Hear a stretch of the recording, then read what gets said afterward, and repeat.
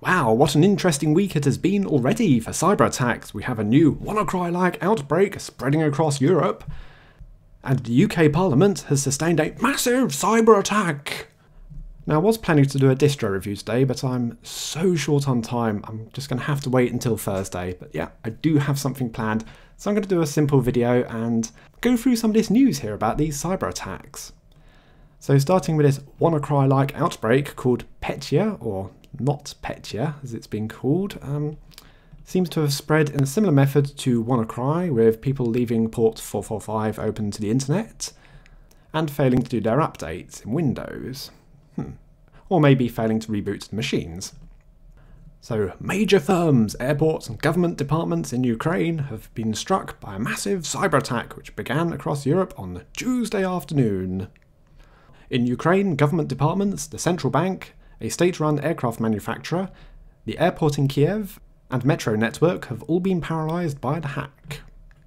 And in UK, advertising firm WPP said its systems had also been struck down, while in the Netherlands a major shipping firm confirmed its computer terminals were malfunctioning. Well, that could mean anything, couldn't it? The virus is believed to be ransomware, and yes, we do have the definition of it. So we have a timeline of old attacks which are utterly irrelevant to this one, and do we have anything more on the Telegraph? We do have the picture of the malware, and I like that because it looks like an old school DOS screen, albeit red. Send $300 worth of Bitcoin to the following address. And there's no kill switch on it. Yeah, like every piece of malware should have a kill switch on it. And oh yes, Swift on security, she says exactly the same thing. I will make the point here that WannaCry was like a failure, really. And you may be utterly surprised at me saying it was a failure. How can I say that? It spread all over the place. Yes, but it didn't exactly make much money for a worldwide hack, did it? The problem was the people more likely to pay up to a ransomware infection were domestic users, home users. Unfortunately, the malware targeted port 445, Windows SMB, which is more likely to be open on business networks. A domestic router will not likely have that open by default. So it ended up targeting businesses. Well, who is most likely to have backups of all their systems? Businesses or home users? Businesses. So most businesses didn't need to pay up. All I can say though is it raised the profile for cybersecurity and it sent a lot more money to those who work in cybersecurity. Cool, thanks for that. And in regards to the kill switch, well, that was probably to stop automated malware analysis because certain sandboxes will give a positive response to a DNS lookup. So it would have been quite hard to run in a sandbox environment.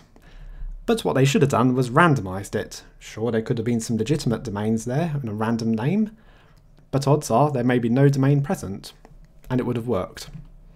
So, quite a failure. So the ransomware was called Petya.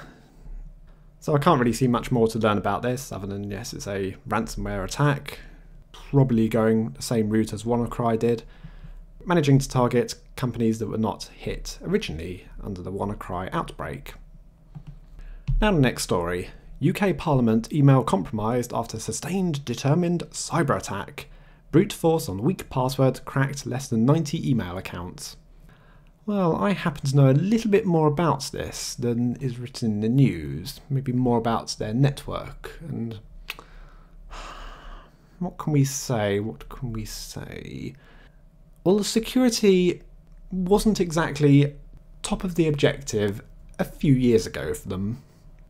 In fact, I would go as far to say it was absolutely rubbish.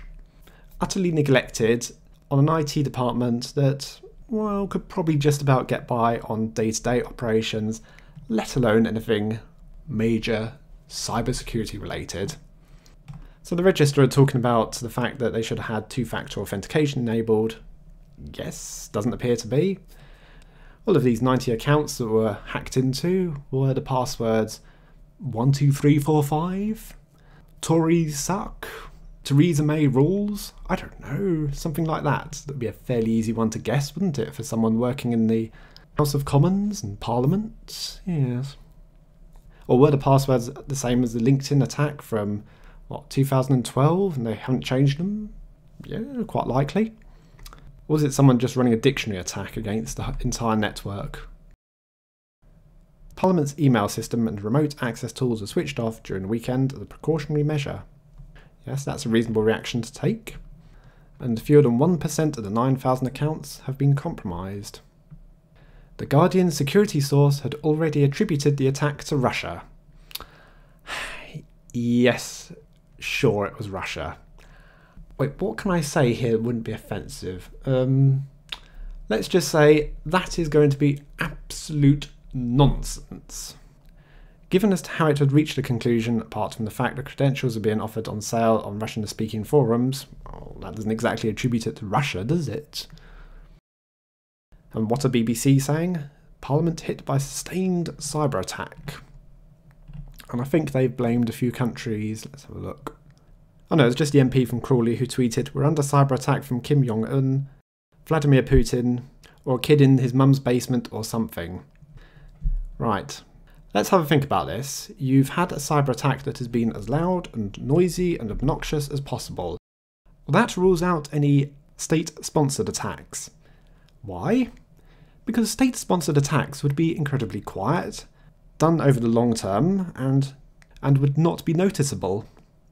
A noisy attack points to a kid in his bedroom with Kali Linux going through some YouTube tutorials of my first hack. Yes, that is who I reckon it was. A kid in his bedroom, not a kid in his mum's basement, a kid in his bedroom, playing around with Kali Linux. Oh, that's a bit of a downer, isn't it? Well, let's look at some of the week's cyber attacks, and oh, we're only on Tuesday, aren't we? What is the rest of the week going to hold? Well, I shall see you all later.